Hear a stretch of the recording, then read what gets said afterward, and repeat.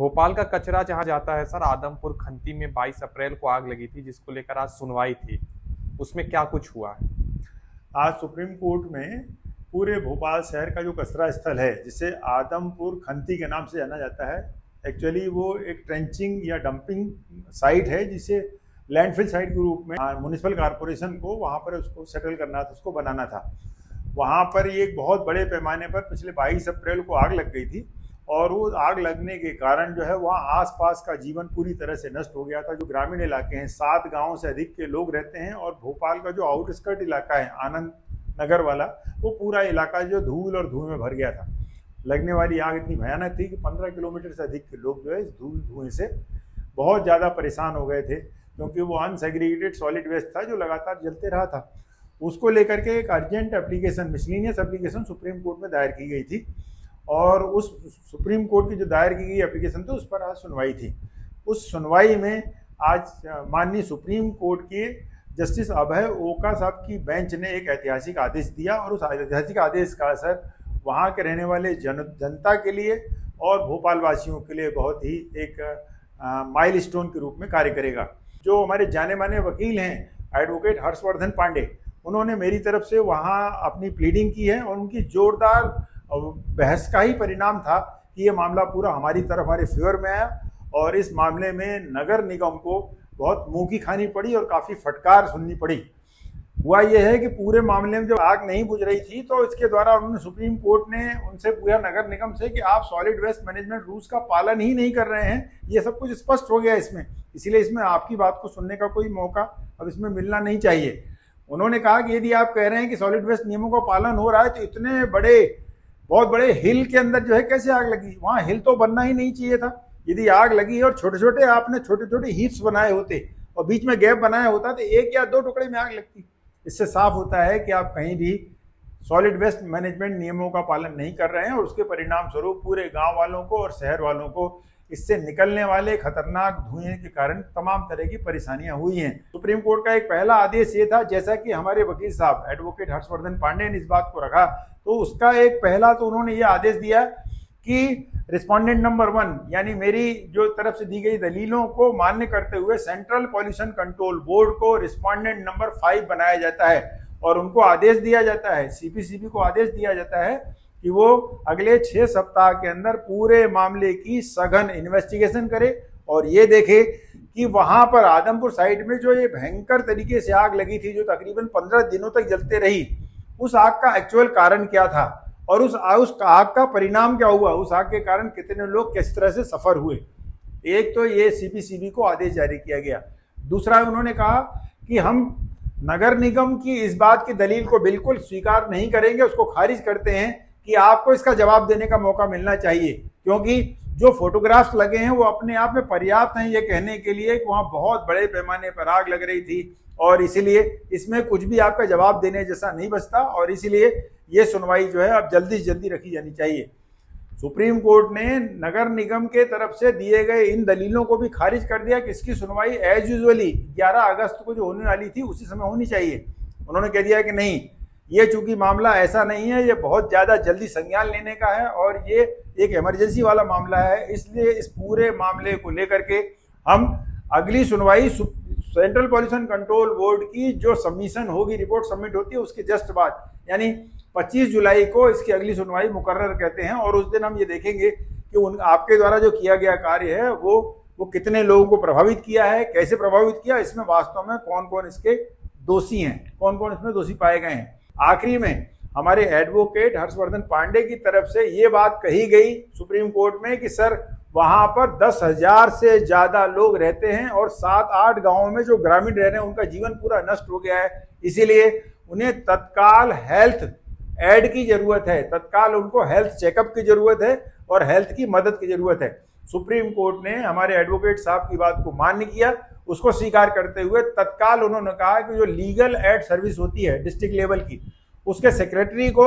हम आदेश देते हैं कि तत्काल आप क्या करें, हेल्थ डिपार्टमेंट जो है डिस्ट्रिक्ट का उसके साथ कोप अप कर लें, साथ में जाएं, वहां पर साइट पर जाएं और ये पता लगाया जाए कि कोई कितने आदमी किस तरह से ये निकलने वाली जहरीली गैसों से प्रभावित हुए हैं और यदि कोई प्रभावित हुआ है तो उसे फ्री हेल्थ सुविधा कैसे प्रदान की जाए। ताकि ताकि जो प्रभावित हैं उनके जीवन को और जान माल को सुरक्षित रखा जा सके। ये मामला इस लिहाज से आज का सुप्रीम कोर्ट का जो आदेश है, सुप्रीम कोर्ट के द्वारा दी गई सुनवाई का आदेश है, वो अनुकरणीय है, ऐतिहासिक है। सर ये पूरा केस क्या है, इसको थोड़ा आप समझा दें हमारे दर्शकों को। बात यह है कि ये मार्च 2023 का केस था, जब यही आदमपुर साइट में आग लगा दी जाती थी। बार बार आग लगती थी, छोटी छोटी आगों को मैंने भी इग्नोर किया, लेकिन एक बार आग लगी और 3-4 दिन तक वो आग लगते रही। तो मैं काफी परेशान होकर के जमीनी फोटोग्राफ्स और मीडिया की रिपोर्ट्स को लेकर के मैंने नेशनल ग्रीन ट्रिब्यूनल भोपाल में मैंने याचिका लगाई और एक अर्जेंट हियरिंग लगा के मैंने कहा कि लोगों की, जो वहां रहने वाले लोग हैं, जो ग्रामीण लोग हैं और भोपाल के जो लोग हैं, उनके पास घरों में भी हवा आ रही है और चूंकि जलने वाली चीज जो है कोई फायदेमंद नहीं है। जलने वाली जो चीज है उसमें हर अनसेग्रीगेटेड चीज होती है जो हमारे घर से आपके फेंक दिया जाता है, जिसको हम देखना पसंद नहीं करते। वो सारा गंदा और जहरीला कचरा वहां फेंका हुआ है और उसके अंदर दिया सलाई लगा दी जाती है। उसके कारण तरह तरह की हानिकारक गैसें निकलती हैं। वो केवल ग्रीन हाउस गैस पर नहीं होती, वाटर वेपर हो, मीथेन हो, कार्बन मोनोऑक्साइड हो, कार्बन डाइऑक्साइड हो, उसके अलावा भी बहुत तरह की, जैसे आप फ्यूरेन की बात करें, थायोफिन की बात करें या एलिसाइक्लिक कंपाउंड्स की बात करें, वोलाटाइल ऑर्गेनिक कंपाउंड्स की बात करें, तमाम तरह की जहरीली सारी गैसें उसके अंदर निकलती हैं। मेरी सारी बातों को ध्यान में रखते हुए नेशनल ग्रीन ट्रिब्यूनल न केवल याचिका लगाई बल्कि याचिका में लगातार सुनवाई चलते रही और 31 जुलाई 2023 को ऐतिहासिक आदेश पारित किया। नेशनल ग्रीन ट्रिब्यूनल के आदेश में भोपाल नगर निगम को इन सब करतूतों के लिए दोषी पाया गया। आग जो लग रही है उससे लोगों को नुकसान हो रहा है, जो वहां कचरा इकट्ठा होता है जिसको टेक्निकल भाषा में लीगेसी वेस्ट कहते हैं, तो लीगेसी वेस्ट के नॉन साइंटिफिक डिस्पोजल के कारण नगर निगम भोपाल के ऊपर 1,80,00,000 रुपए की पेनाल्टी की गई और वो पेनाल्टी देने के लिए उनके ऊपर आदेश दिया गया और उनसे ये कहा गया कि ज्वाइंट कमेटी की जो रिपोर्ट है उसका अक्षरशः पालन किया जाए ताकि आसपास के रहने वाले लोगों का जीवन सुरक्षित रखा जा सके, उन्हें किसी तरह का नुकसान ना हो। लेकिन नगर निगम भोपाल के द्वारा उन आदेशों का पालन को तो छोड़िए, एनजीटी के जजमेंट के खिलाफ सुप्रीम कोर्ट में उन्होंने एक अपील लगा दी और वो सब सिविल अपील जो है चल रही थी। उस सिविल अपील पर सुनवाई होते हुए आज फिर सुप्रीम कोर्ट के द्वारा भी ये ऐतिहासिक आदेश जो है आज पारित किया गया, जो कि जनता के लिए निस्संदेह बहुत ही खुशी की बात है, बहुत ही संतोष की बात है।